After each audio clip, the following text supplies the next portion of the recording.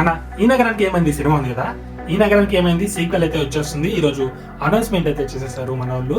ఈ నగరానికి ఏమైంది 2 ఇవన్నీ రిపీట్ అని టైటిల్ పెట్టేశారు. ప్రోమో అయితే వచ్చేసింది. చూడని వాళ్ళు ఏమన్నా ఉంటే ఇది చూసేయండి. ఆ సినిమా అయితే యూత్ లో మంచి కల్ట్ క్లాసిక్ అయిపోయింది.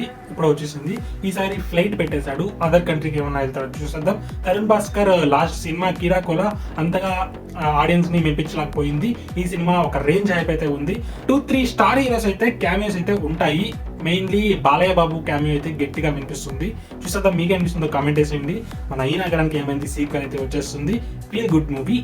సబ్స్క్రైబ్ చేసుకోండి.